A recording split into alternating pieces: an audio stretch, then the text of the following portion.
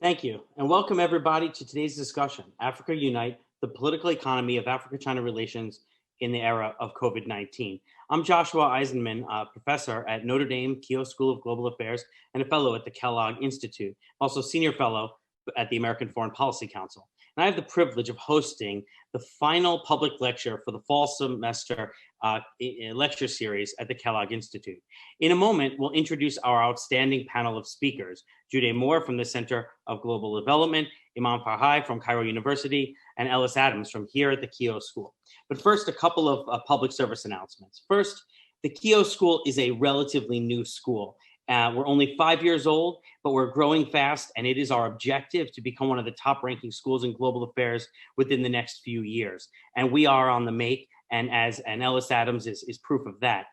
Here at Keough, we have 9 institutes. One of them, and one of the most important ones, of course, is the Kellogg Institute. We also have our Liu Institute for Asian Studies. And I want to mention that because in 2 days, we're going to have a book launch for the Chinese edition of my book on China-Africa relations, but that's going to be in Chinese. It's in 2 days, and it's going to be hosted by the Liu Institute. So any Chinese speakers who are interested in our topic here today, we would definitely welcome to have you. Third, and finally, I need to confess that I am responsible for the Africa Unite title today because I love Bob Marley and I love his song, Africa Unite. I think of it when I think of this question of African agency in the China-Africa relationship. I have an unofficial philosophy that the more we listen to Bob, the more we hear Bob, the better we are and the better the world is. But that's not why you're here for my philosophy. Let's get to the political economy that you've come for. Today, I want to introduce this fantastic panel of experts who are going to help us dig into the China-Africa relationship. First, allow me to introduce my friend, one of the most widely respected voices on the political economy of China-Africa relations, Jude Moore. Jude, who holds an MA from the second best Catholic university in the world, is Senior Policy Fellow at the Center for Global Development. He previously served as Liberia's Minister of Public Works from 2014 to 2018, as well as Deputy Chief of Staff to the President of Liberia. His current research focuses on financing infrastructure in Africa, the changing landscape of development finance on the continent, and he tracks closely the channels of China's finance and its expanding role in Africa and African responses to those challenges. Second, Iman Farhai joins us from Cairo, Egypt. Iman is a PhD candidate in politics and economics at the prestigious Cairo University, the most prestigious university in Egypt. She has worked for over a decade on China's official development assistance to Egypt and Africa more generally. And last year, she was awarded our prestigious Hewlett Fellowship by the Keough School and the Kellogg Institute, but unfortunately, due to the pandemic, was unable to come this year. But we are excited to have her next year once things get back to normal. And we are really excited to have her here and contributing as she will do today, I have no doubt. And third and finally, my friend and the newest addition to our amazing faculty here at the Keough School, Ellis Adams. Ellis is an assistant professor of geography and environmental policy. He's originally from Ghana. He holds a PhD in geography, environment, and spatial sciences from Michigan State University, and he specializes in the environment policy, water, sanitation policy, governance, gender, and development in sub-Saharan Africa. Ellis's work looks particularly at the understanding of human-water interactions in different urban contexts within the Global South, and he has done field work in Ghana, Malawi, and Uganda. So as you can hear, we've got amazing expertise here today. So no more introductions. Let's get right to the questions and put them to the task. First question for Jude and then Iman. Broadly speaking, what do you see as the roots and the main drivers of China's political and economic involvement in your home country, Iman, Egypt, and Jude, Liberia, and then Africa in general? And how have they evolved, in your opinion, over the last 12 months under COVID-19? And of course, Ellis, you can feel free to jump in if you have any comments on this. Jude, first to you. I was muted. Thanks, Josh, and it's really, really great being here. Hopefully at some point I'll be able to visit Notre Dame in person when this thing comes to an end. I think part of why the Chinese eventually showed up in Liberia is sort of a similar story will be told in other places that are rich in natural resources. In the last 2 decades, most of China's most of China's growth was fueled by manufacturing. And China sought access to natural resources at source. So Chinese arrival in Liberia and engagement in Liberia was for iron ore concessions.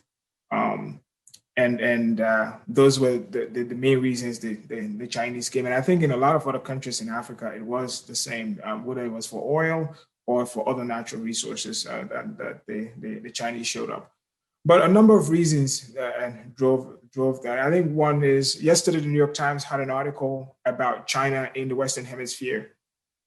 And that is beginning to upset the US administration, where, especially in Jamaica. But the governments in the Caribbean are welcoming the Chinese because the Chinese are financing infrastructure. So it's the same thing. I think across the continent of Africa, beginning in Liberia, so there were two. It was the Chinese companies that were looking for natural resources, but then there were the Chinese companies who were responding to World Bank contracts for road construction. And so they came in looking for work. And in a lot of instances, it is that absence of infrastructure in Africa and China's ability to provide that infrastructure at prices that are really, really competitive compared to the choices that African countries have. So it was a combination of those that Africa was very welcoming to the Chinese presence because one, it was investment in African resources. Two, it was the provision of infrastructure at prices that African countries could afford. In instances where African countries didn't have the money to be able to provide the infrastructure, the Chinese were willing to offer loans. And so China's ability to provide that, Africa's need for that is what made it possible for them to come in a place like Liberia and the rest of the continent. Now, if I could just press you a little bit on the last 12 months in the COVID-19 era. Yes. I forgot that part. I should have written it down. I think whether it's so we saw a difference. So first there was a vaccine, so basically medical diplomacy on the part of the Chinese, bringing in test kits, bringing in PPEs. But we saw the emergence of something that hasn't been in China for a while, and that's personal philanthropy. So Jack Ma's foundation distributed test kits and PPEs to almost every single African country. And this was, we're used to seeing Gates Foundation and other US philanthropists involved in Africa, but for Jack Ma has been on the continent for a bit, for a while now, doing this annual contests where African startups receive a prize and stuff like that. But this was a big foray into philanthropy on that level. So what we saw was the Chinese continuing to do what they've done before, because in Liberia, we faced the outbreak of Ebola a few years before in 2014.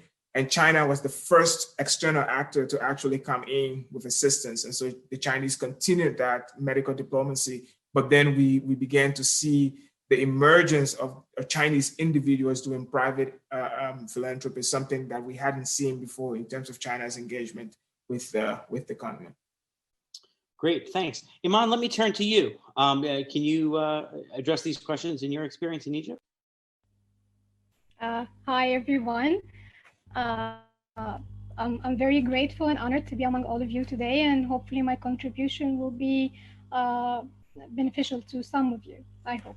So regarding the question, actually, I think, of course, what was said, that there is a need for infrastructure projects in Africa, and also there is the Chinese that they are looking for more natural resources, which is, of course, all over the continent. But there is one more factor, I think, that have already participated in magnifying and in making this Chinese presence in the continent a major topic that we're talking about today, which is about the financial institutions in the West.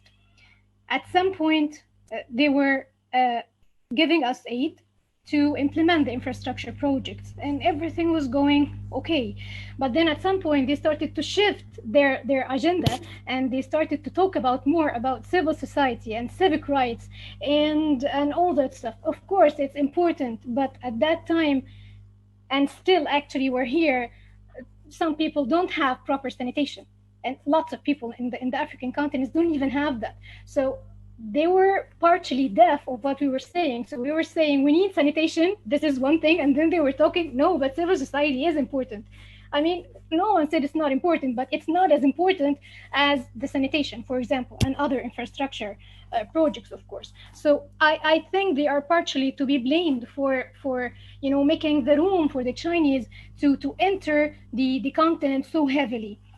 That's one thing. The second thing is that, of course, the Chinese would need the continent because the geographical location of each country is amazing. It's amazing. So they will have to deal with this, and they will have to influence and expand their political influence in the region. Actually, I would like to say one thing, that development and development aid is a very powerful tool to economic growth. But here, in our case, it hasn't been like this. It was not a major tool for economic growth in Africa, but it has been a major tool to politically influence African countries and to promote the Chinese presence in the continent. This is what we're looking at. I think now there is, regarding the past 12 months, actually Egypt have been, as other countries, of course, in the continent, we have been receiving medical aids from China. We have received 3 packages. That's what everyone in the media here was talking about. Our Minister of Health have already traveled to China during the pandemic before it gets so much worse here. But she traveled there, and she said that both sides have exchanged some documents about how to deal with the pandemic, and they give us some medical equipments as a present and all that stuff. So I think that the mask diplomacy was very effective, not only in Egypt but in everywhere, especially, of course, in the African countries where we need it the most. That was great, Iman. Thanks so much. Ellis, let's turn to you. So, when I was doing my research, I flew from Ethiopia to Ghana on a plane, which was, I don't know, at least 20% Chinese. And there were a lot of folks who were transiting the continent from Ethiopia. And the person sitting next to me happened to be Chinese. And so were the folks. So we were chatting, I speak Chinese, so we're talking. And he was telling me that he's going there to do mining in the gold sector in Ghana. But he couldn't read his visa forms. So he asked me, and I helped him and all of his friends, fill out their visa forms. And so he told me he was there for an undetermined amount of time, but I know from his visa that he has a 3-month tourist visa. So based on this, I have a question for you. What sectors in the natural resources area are growing for China's engagement in Ghana and the other African countries you've studied? And what are some of the consequences at the local level to the livelihoods and the environments of the communities where this natural resource extraction? All right, thanks, everybody. It's great to join you on this panel. I focus mainly on the natural resources and environmental policy part. I think that just before I answer the question, it might be good to get back to your first question to Judy. And we must understand that China's engagement in Africa, yes, it's sort of driven by economic interests. But part of this is also thinking domestically, right? And their own resource needs. And it's become a major driver. And so if you, as a country, ban logging in China, well, where will your wood come from, right? And so there is sort of the upper level engagement. But that engagement, it's really meant to create avenues, for other migrants to also enter into that market. And I think that transitions very well to your question and what my thoughts would be about it.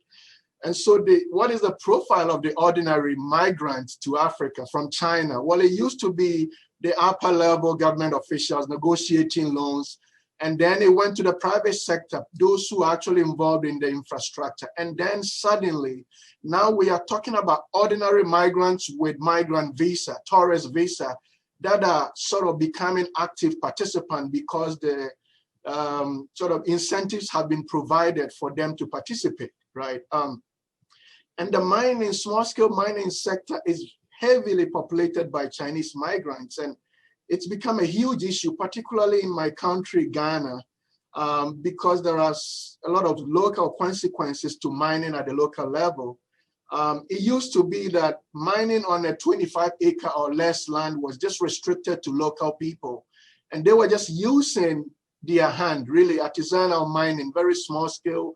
You wash and then you look for the gold. Well, now with Chinese involvement, it is becoming more and more mechanized now, right? So they come in actually with equipment.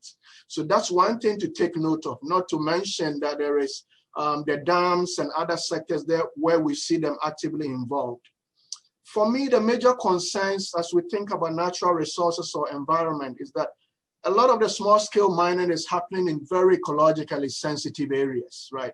And so forests that had been sort of reserved as protected are now suddenly opening up to these mines.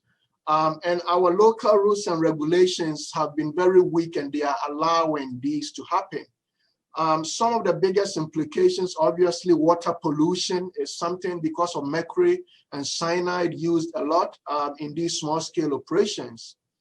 But in terms of China's own relations with Africa, the most important thing here is that there's a lot of almost anger towards Chinese migrants in communities that knew formally that the small scale mining was for us. And now suddenly seeing a lot of Chinese intrusion into these areas with huge consequences even on food security.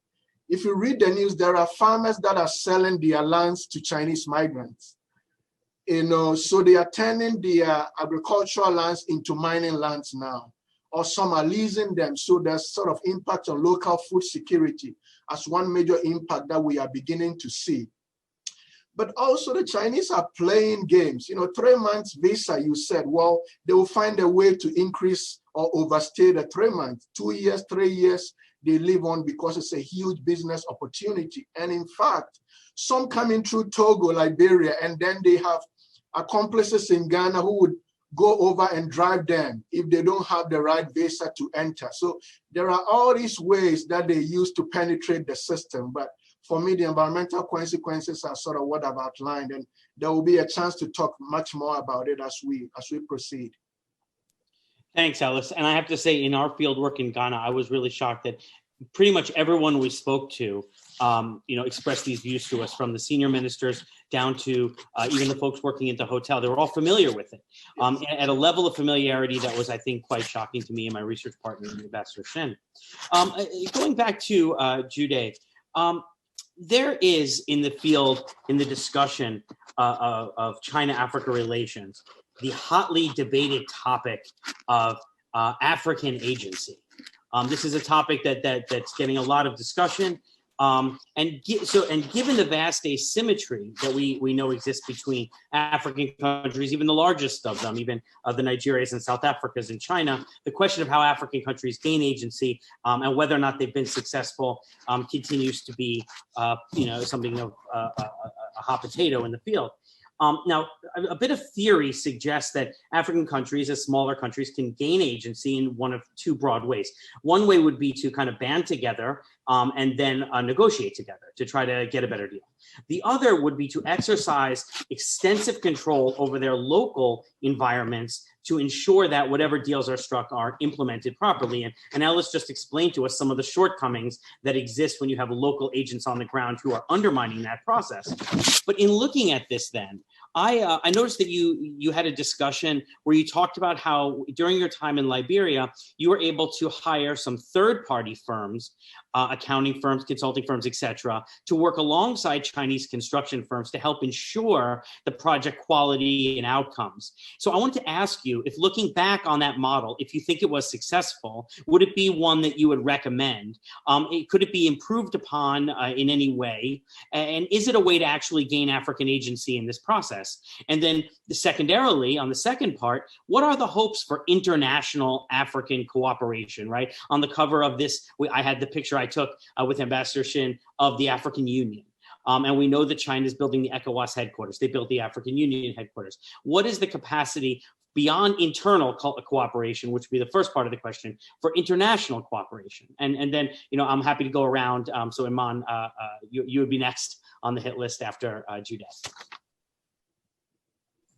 Sure. Yeah, this is, we're all online on this question. We go to these conferences and this question comes up again and again. And I think the question is pertinent because, we're not having a conversation here about Chinese agency in view of African presence in China, right?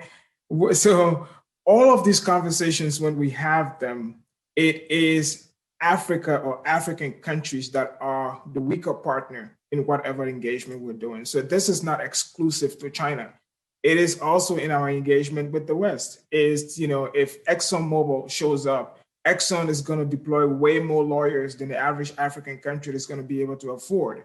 So Chevron is in country to negotiate. It's the same thing that in most instances, when we walk into the room to negotiate, we're negotiating from a position of weakness, simply as a reflection of our own powers. So I think that the question is important. And I think, just for a bit more of context, is that, the Washington, D.C. area where I live now, the total population, where that includes Bethesda, parts of Maryland, parts of Northern Virginia, it's around 5 million. But the GDP of this area is still larger than that of South Africa and Nigeria, right? It's larger than that. And those are the two largest economies on the continent. Or we just take Netflix, for example. When Netflix first came to Africa, they were quickly sped up in terms of subscriptions, and they had 1.5 million subscriptions. Out of a population of 1 billion people, that's it, total. Whereas here in the US, we're close to 70 million. So in terms of disposable income, in terms of economic position, in terms of military position, most of the African continent is weaker considering. So when we engage China, it is that, so that's from a weaker position. Secondly, most of the engagement is a response to a Chinese initiative, right? It is a Chinese company that is in country and is looking for work and say, I can find money. I can get the Exim Bank to be able to do it. It's Africans attending FOCAC. Well, we plan it together, right? Plan together, but it's largely driven by China, and we're responding to Chinese initiatives. So in a lot of instances on the question of agency, it is pretty clear that we're struggling to maintain our agency because of the disparity in the power between us and our Chinese counterparts or whoever it is.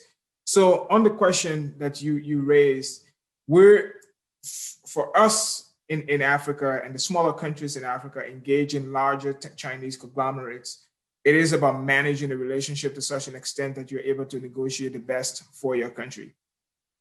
So there are two ways that I've found that we could do that. So one is at the African Development Bank, there is something called the African Legal Support Facility.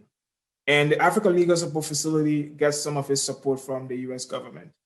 And what it's there for is for African countries who are going into complex negotiations, they can apply to the African Legal Support Facility and they can provide lawyers and technical assistance so that we're able to negotiate a better deal for ourselves. And then there is the third party, the option that you spoke about. When Liberia came out of the war, most of the projects we initially had in Liberia were financed by the World Bank. And so they had to follow a certain process. And the process was you hire a consultant first, who's like the owner's engineer. And then along with the owner's engineer, you select a contractor. And the way we managed to do it in Liberia was that most of the contractors, the competitive contractors, were Chinese. They won most of the contracts. But in terms of the supervision firm, they ended up being European.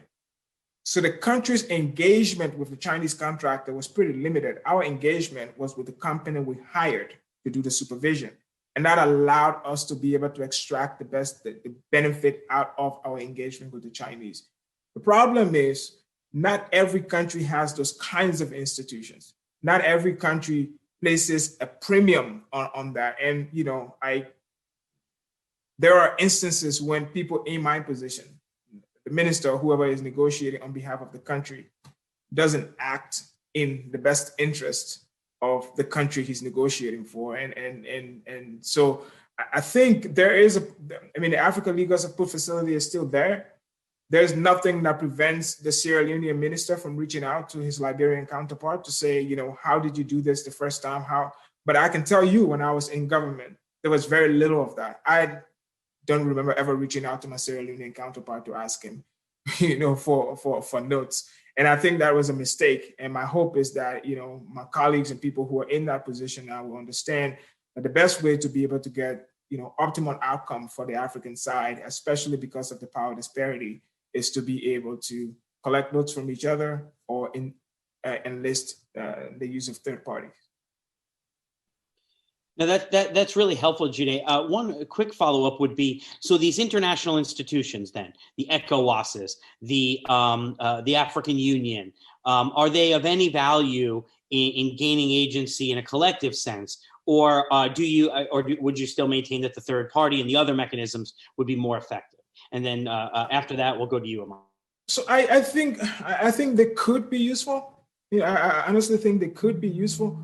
But if we're in a situation where, at the moment, there is a debate, right, with the US government and the African Union in terms of the Chinese have offered to build the headquarters of the Africa CDC, and the US government is saying that they shouldn't, simply because it allows, if they're going to partner with the Africa CDC, it allows the Chinese to have access to sensitive data that they're going to be using. And there was the accusation that Huawei, after building the African Union headquarters, put in a backdoor so that information was being downloaded or server in China every night, for years. And so there is, on paper and technically, it's possible for these institutions, the large institutions too. But if ECOWAS is building, if China is building the ECOWAS headquarters, we have this saying where, if your hand is in the lion's mouth, you're going to be very careful what you say, and so I think the more, and I would just say this, and then Iman will speak, is that this is part of the problem, that Africa becomes almost dangerously dependent on a single partner. I think Africa doesn't need any single partner. Africa needs a choice of partners that allows it to be able to walk away from an arrangement that doesn't make sense. But as it stands, it's very difficult for us to do that. And that's really helpful. And of course, it touches on what Iman was talking about before about Western partners and their shortcomings. Iman, Jude had talked about this use of third parties to try to, as a kind of maybe go-between or to ensure the projects. Is that a method that Egypt uses, or what methods does Egypt use to ensure that the outcomes it's getting are what it wants, and to gain agency? And then, of course, this question of the international agency. We'd love to hear your views. So, well, actually, I think that Jude has said most of the stuff. The last example of what happened in the African Union building was supposed to make us, all wake up and see what's going on. But still, obviously, the scandal didn't make anyone wake up and try to figure out what's going on. Of course, all the African countries are the weakest part. It's always, even in academia, it's called China-Africa relations. Also, always China is the big one. Also, in the first, in a very particular way. I have no idea why is this, but it reflects what actually is going on the real ground. We are the weaker part, unfortunately. The Chinese companies are doing a marvelous job, actually. Let's be frank that there is nothing private in China. All the companies, most of them actually, like 99%, they are state-owned. So when I say the Chinese companies, they are also being backed by the government, of course. So what happens is that the Chinese companies have been doing a very, very, very good job in marketing themselves in the Egyptian market, and of course in other African countries. So what happens is that the Chinese company go to a certain ministry and they say, I think that you could use some fund to build a sanitation plant or to build a wind solar plant or whatever, an electricity plant, whatever the infrastructure project is. And then the ministry, of course, says, yes, of course, this is a very good idea. We have several projects that we will need to be funded. But then at some point, the Chinese companies, they also do this, and there were several reports about this. They never let anyone to do the feasibility study. So when the African countries say, we're going to hire another company, a Western company, a European company mainly, to conduct the feasibility study to make sure that the project is feasible, and then we can move on to the loan, they say, no, we are going to make the feasibility study, and we are going to take all the internal procedures in the Chinese government to get you either a commercial loan or a governmental loan. So the Chinese companies, they are, like controlling this whole process from A to Z. They are controlling everything in this issue. Here in Egypt, to be more specific, this problem is not very obvious. I will tell you why. Because mainly we have been taking more grants than loans.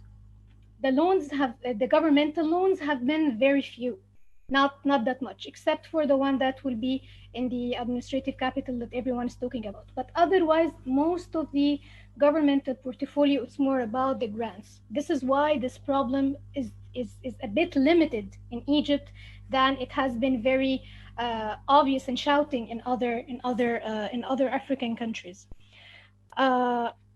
So this is what I think so far. The initiation always comes from the Chinese side and from the Chinese companies, but there's also sometimes in the Egyptian case that it's us who initiated that we needed your fund in this project. But that, to be honest, that is very few. Most of the projects, they have been initiated by the Chinese side. They even the companies' representatives, they go to all the ministries. They have better connections with them. They connect with them on a daily basis. They know everything, like everything. So sometimes they feel that the government, you don't need the government anymore. You are, the Chinese company is dealing directly with the relevant ministry, and that's it. This is mainly how it goes.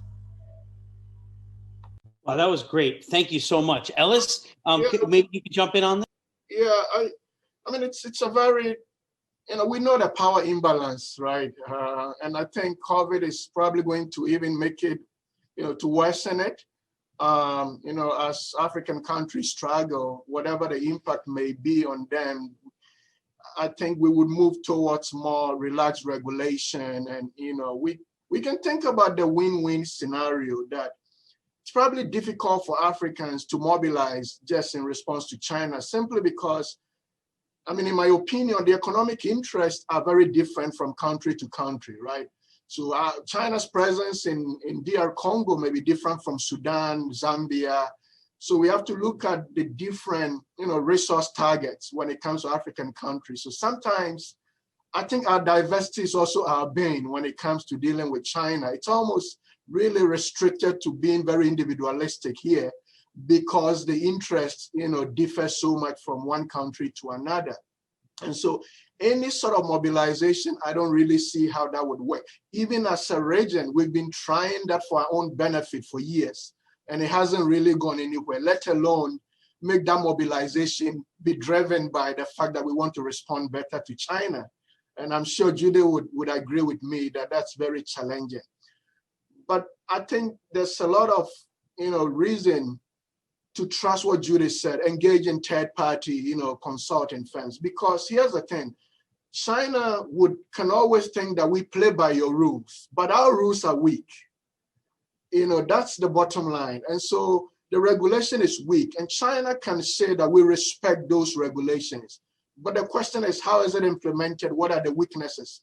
And so by respecting the regulations, they're actually exploiting it, whether you use exploitation here or not, because it's very weak. And so maybe the third-party route might be helpful, but let's face it, we are hamstrung as a region because of all the infrastructure and the economic gains we are looking at. And so in the end, it's probably less about standing to China and more about what are the ways in which we can maximize, keeping in mind the ecological impacts. And because at the end of the day, China comes in for resources that they are not having back home, so there's a lot of drivers here, and we just have to play very cautiously here. But the fact of organizing to sort of respond in a way I don't think is feasible, because we haven't seen that happen in the past or any prospects for that. That's really great. And, I've got a question here coming in from the audience, which I think tags on well here. It says, Jude Moore talked about the role of elites not necessarily representing their country. Is this because of corruption or what other reasons? And so maybe you can go answer that, Jude, and then we can go around if any others have any points on that. I think it's a combination. I don't think it's just simply corruption. You have to remember that the same pressures that politicians everywhere face, politicians in Africa face those pressures too. Right now, there is a very competitive election campaigning going on in Ghana. The government in power wants to demonstrate to its people that, look, this is what I'm doing for you. One of the reasons why we go to the Chinese is the relative speed with which the Chinese are able to negotiate their contracts. So most administrations back home think in terms of election cycles.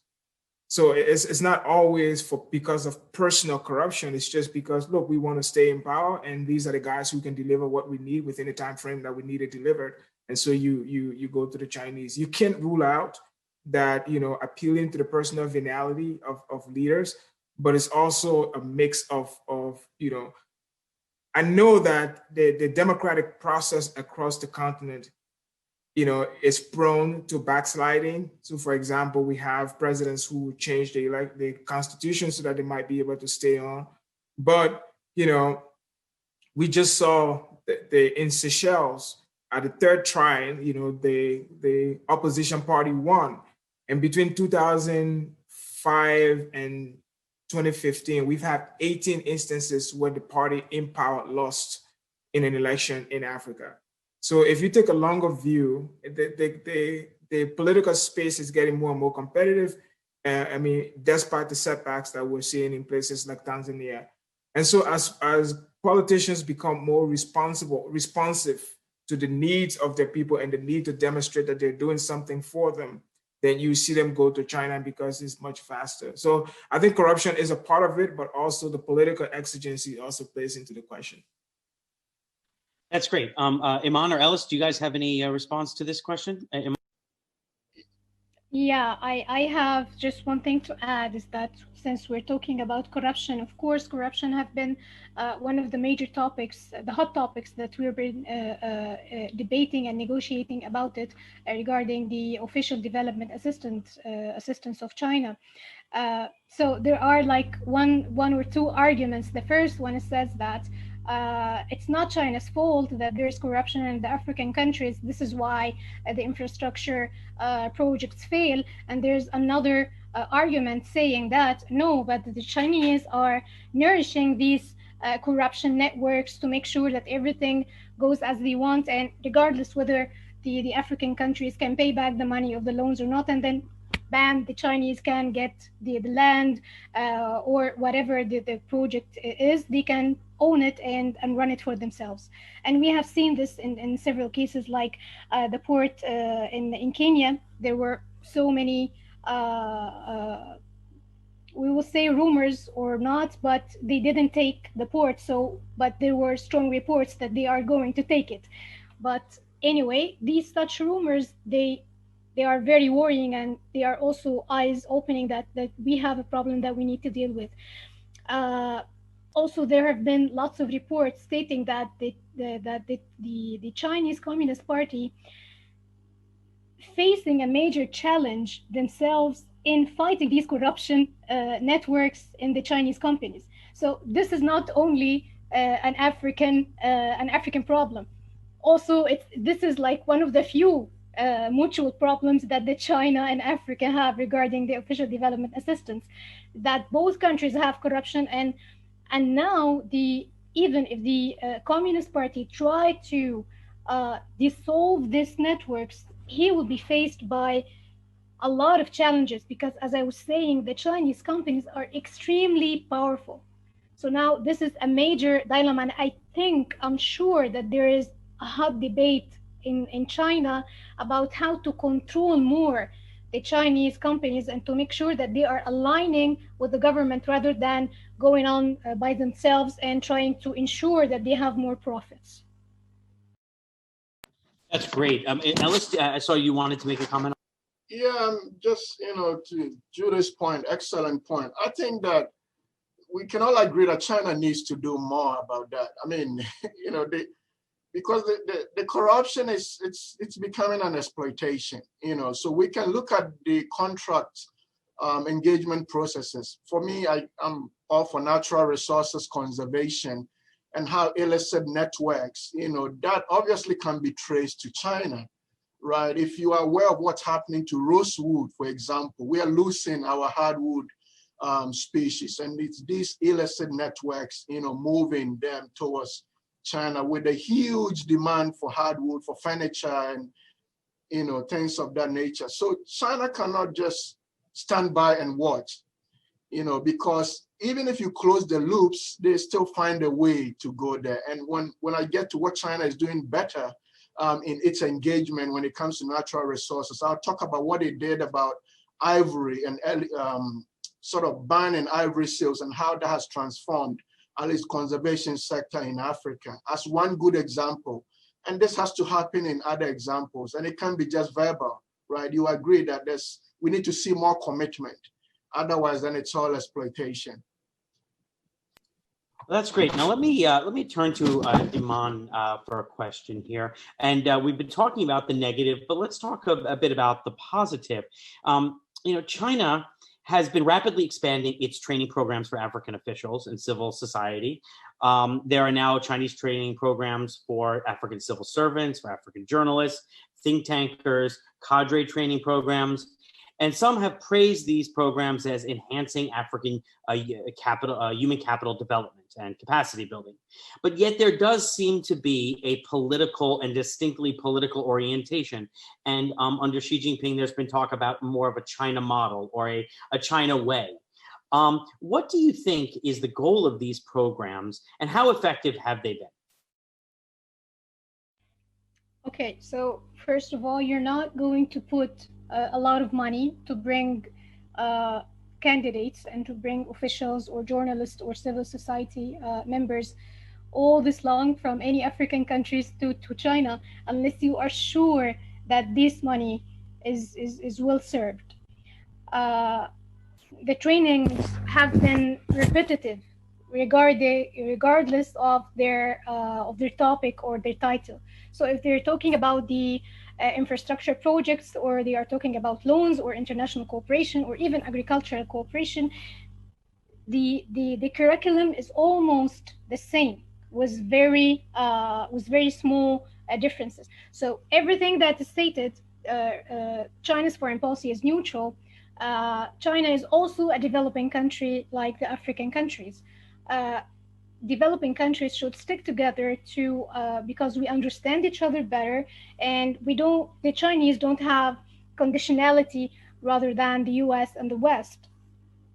And also another point that has been raised regarding these seminars and training courses is that when you go there and when you find everything is so perfect and everything is so nice and no one is bothering you, this is giving you an image that this is a friendly country. The people are so friendly, and the organizers of the training are so friendly, and the lectures are fun, and you don't have to do anything. You don't have to do a lot of work. You just go there, get to the lecture, and after the lectures you are free to go shopping or to just go sightseeing or whatever. So it's not a training in the every sense of the word, that you would go and take some data or some information, and then the lectures will ask you how are you going to use this data and information and experience that you gained here when you go back home. This doesn't happen in most of them. But in some other training courses that have been conducted by other donors, Asian and European, no, when you go to the lecture room, they will tell you what's going on, and this is the data that we're going to present, and you have to tell me what are you going to do with this data when you go back home. So there's actually a homework that you do in the training course. This is how they make sure that the training is useful. This is in the European countries. But in China, that doesn't happen. They just give you a few words, the same words that I was talking about, their neutrality and their model and how they are struggling with the West to make sure that we should all respect our differences. But that's it. There Well, is that sounds. no. Sure, go ahead. I was going to say that sounds very political. So maybe you can. Sorry to cut you off, Iman. Please continue. Of course, it's political. This is one of the major soft power tools that China is using. As I was telling you, whenever anyone will ask you, how was your experience in China? And in the background of your mind, yeah, it was more of a vacation, not a training course. So no one is going to be upset if they are taking a paid vacation in a foreign country. Come on, everyone will be coming home and that they will feel happy and they will say, yeah, China is the best country in the world. Everything was so great. I did a good shopping. This is the first question that everyone asks. How was the shopping? They give you an allowance there and they know that the allowance is going back even in doubles to their economy because you cannot exchange the dollars you have or any other country, any other currency you have, unless through the organizers of the course. So the money is all going back again to the Chinese economy. Not only that, but they are also gaining a very popular image among the African officials and youth. Well, that's really fascinating. Just a quick anecdote. When I was on an American delegation in China, there was an African delegation staying in our hotel, and we were at the bar, and I asked them, how did they end up on the delegation? And they said, well, my cousin works in the ministry, and they had to find someone, so, he owed me a favor. And so, I was a little shocked by that. Now, that happened to be one country, one example, but placed in the context of what you're saying, it gives me more of an understanding. Jude or Ellis, do you have any comments on the training? Jude, you want to jump in?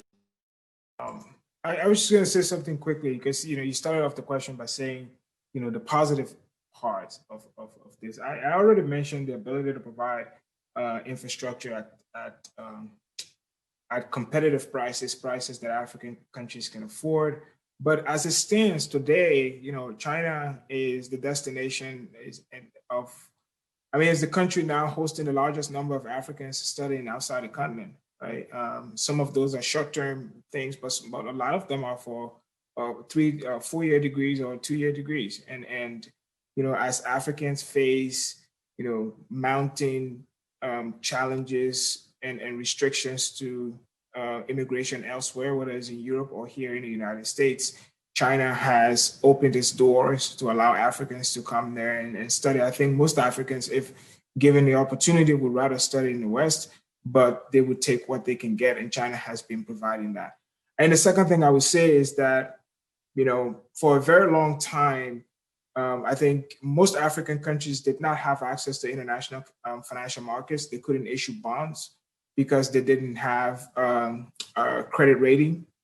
And even up to now, only a few, maybe about 20 African countries that can. And for those who couldn't, and for whom, money from the international financial institutions, money wasn't enough, China provided a third option that they could face to be able to do that. And finally, over the last 20 years, China has lifted over 800 million people out of poverty. I mean, that is an incredible achievement. So if your country is poor today and have a lot of poor people, there is something attractive about how China did it, and you want to learn what the Chinese did. So we see China having these study tours where they're taking government officials from here and taking them to certain regions there. The quality of what is learned in these things, is still questionable, but you can see the effect of China wanting to demonstrate that they have a model that is an alternative to the Western one that exists, and they can show you the example of the number of people they've lifted out of poverty as here's an example of how it works. So I think there's something attractive about it. its applicability in most countries in Africa, I think, is limited, but it's still a conversation worth having. That's great. Ellis, did you have a point you wanted to make on this?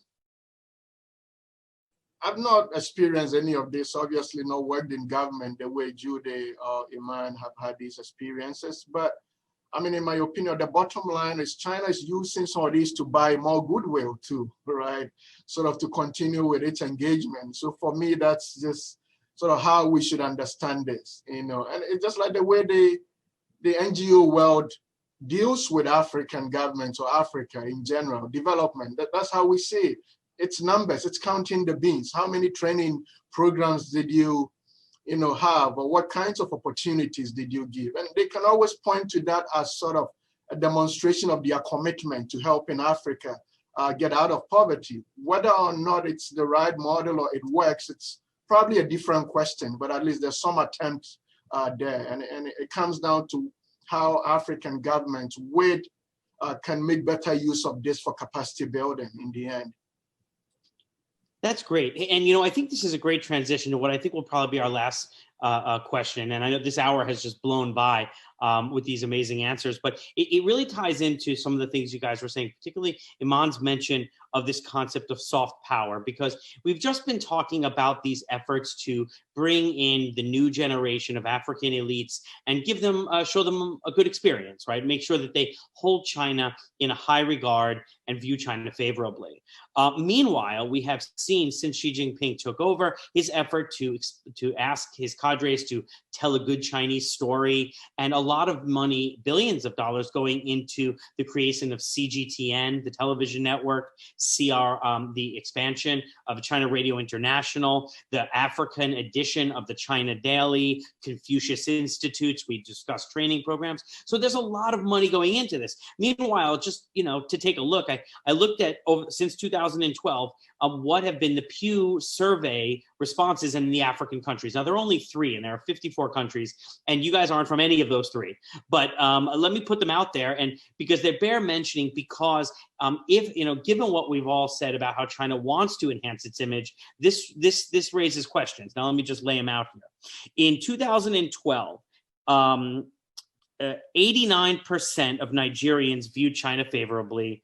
Last year, pre-COVID, it was 70%, a fall of 19%. In Kenya, in 2013, 78% of people viewed China favorably. Last year, again, pre-COVID, 58%, a fall of 20 points.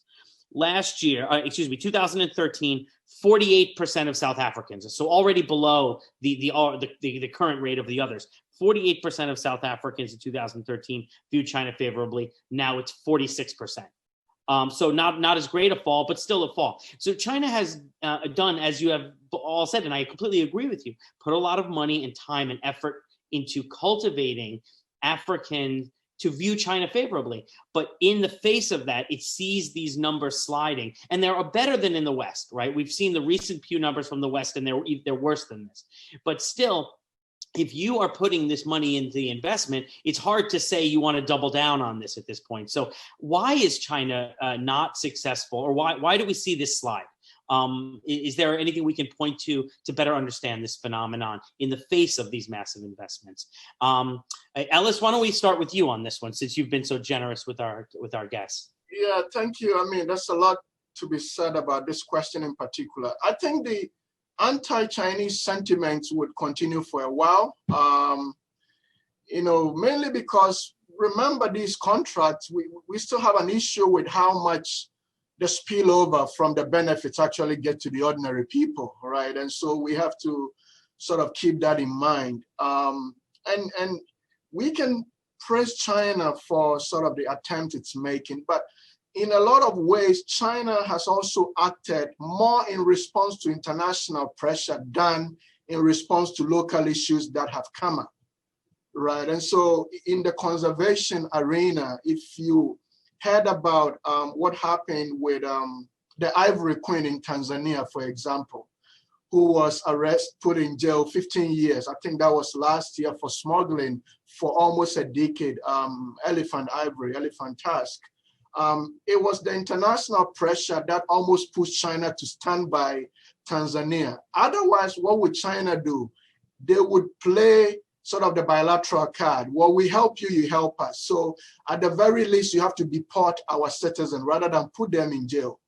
And we've seen that happen in Ghana. It's become very political, where there's another Galamsey Queen, they called, who had operated these illegal mining, sought licenses, given licenses, had very strong ties with high-level government officials. And so she was jailed. And then the government ended up deporting before they told Ghanaians. So what kinds of negotiations happened behind closed doors, so nobody knew. And so it's some of these things. How do you, on the one hand, want to tell Africans that you are committed and that you don't stand by your citizens sort of plundering and taking resources illegally, smuggling rosewood, and at the same time, sort of behind closed doors, putting pressure on African governments to deal a certain way with your own citizens, particularly in response to issues that you would have prosecuted in China, right? Logging in protected areas in China is forbidden now, you cannot. But now that law is what is fueling all the export of rosewood illegally from our region to China, because the demand for the wood for furniture is there. And so ordinary people look at these sorts of dynamics and they're like, well, the Chinese can engage with our government, right? But at the very local level, we are seeing more of the effects, whereby these bilateral exchanges are only creating avenues for the ordinary migrants to also make sort of extreme impacts, particularly on natural resources that local people have depended on for years. So I think it's a delicate matter here, really, but there's a lot of anti-Chinese sentiment. And finally, the fact that a lot of sectors that were reserved for local people have seen Chinese sort of creeping into those sectors. And it surprised me in Ghana to see a Chinese vending on the street and selling, simple things like that. You never would have seen that. So part of it is just these kinds of things, they are taken away from us. That is sort of fueling these kinds of sentiments. That's great, Ellis. I'd heard similar comments about the fishing sector as well. Yes. Jude, or actually, and then Aman can have the last word. So Jude, why don't you jump in? Well, quickly, I think the two reasons that's happening. One is that's a function of power. But eventually, the powerful actor is going to engender some kind of, for years, for us football fans, soccer, you Americans would say soccer or football. We didn't like Barcelona, not because they didn't play beautiful football, but simply because they won everything. Or, they're American football fans. Why don't you like New England? It's not because you hate Tom Brady or Bill Belichick. It was just because they were dominant. And so that's part of that. The more powerful China becomes, the more scrutinized China's actions would be. I think that's a function of that. Secondly, unlike the West, China doesn't, you always hear the Chinese talk about people-to-people exchanges, but even those people-to-people exchanges are sort of chaperoned by the state. Chinese engagement is always government to government. Whereas, in the US, you have the government to government, but then you have private citizens to private citizens. You have churches that are going there and doing stuff. You have organizations that are going there. And so there are multiple connections at levels below the government that have absolutely nothing to do with the government. And that is not the same with China. Even for private companies in China, there's still a certain amount of government control. And so because of that, in a lot of African countries, I've talked about how the democratic process has been prone to setbacks. If the Chinese company aligns itself with an unpopular government, eventually people begin to see the Chinese as supporting the government against them. For example, after the Guinean elections, China was the first to congratulate the Guinean president, even though it is still being contested. That's the kind of stuff that gets the civil society against China and begin to see China not as a benign actor, but China is actually an active participant in their oppression or whatever it is that's happening. So I think that is, and I said it in the past that, there is a hard ceiling to Chinese popularity. And at some point it's going to hit that ceiling. And I think it's beginning to hit that ceiling in a number of African countries. That was great, Judy. And I can assure you that as a Mets and Jets fan, that the Yankees and Patriots are indeed evil. So we root against them because we are good people. Sorry, all joking aside, Iman, I would love to hear your views on this topic about Chinese popularity in Egypt and the region, given, as you say, China does care a lot about its image and does invest quite a lot. Okay, so I think my answer will be divided into 3 points. The first point is regarding the Chinese workers. Most of the African average people, normal people, who will see these Chinese workers everywhere, the major perception is that they are taking economic opportunities from us. So why are you hiring a Chinese labor while I'm here? You can hire me. You don't have to hire a foreigner at the end of the day. So this is the first thing that you could say that it's making the relation between the two peoples a bit in tension. The second thing is that it's a very hot topic about the Africans in China. The post-COVID, we have seen lots of racial incidents, of course, like some against the Chinese citizens in some African countries, but also the most highlighted incidents were in China, and it was against African citizens who were there going to study or to business or whatever, and they were mistreated. And we all have seen the videos of some African citizens who were not allowed to sit in hotels, and they were thrown out to spend the night in the street. That was humiliating. So I think there is an escalating tension, as the both esteemed colleague Ellis and Jade were talking about. There is an escalation, and I think this is my final point here. I think that this escalation is going to be much higher after we are done with the COVID, hopefully soon, because after the COVID, everyone will be talking about how to restrict the Chinese more and how to change the import and the export and the industry chains. So if you're doing all this, then you will have no other option than limiting China more in the West, which means that China will be more diverted to the African countries, to the African markets. So after the COVID, I think we will find this problem to be like blustering in all our faces. It will blow in everyone's faces because they will be diverting all their attention and most of their money to the African countries. How are the African people are going to react to this? This is, I think, that we are all going to see. But based on the escalations that we're seeing now, it's not something that cannot happen. Actually, it can happen, and it can escalate to a more dangerous level, unfortunately. Wow, that's no, I just wanted to also quickly add to what Iman said, that let's not forget that we are dealing with a region that came out of colonial rule not that long ago, right? So those sentiments are still there. A lot of awful stories about taking resources and what have you. So those are not things that are forgotten. And so seeing the Chinese, especially among the upper class and the elites, they will interpret this as just another frontier in colonialism. It's just another way of sort of expatriate foreign interests, really coming for resources. And I think that feeds a lot more into these anti-Chinese sentiments as well, because it's really not that long ago when most got independent. That's a great point. The rise of anti-Chinese resistance narratives on the continent, the rise of a comprador elite, it harkens back, and we should always remember that things are placed in historical context. I want to thank you guys for really taking your time to share your views. This has been a learning experience for me. I really appreciate it. I'm going to be tweeting it out there, getting it out to everyone who can hear it, because I think what you've said today is really, really important. So thank you so much. I really look forward to working with you in the future. I guess I would ask everybody to clap if we were in the same room together. So thank you.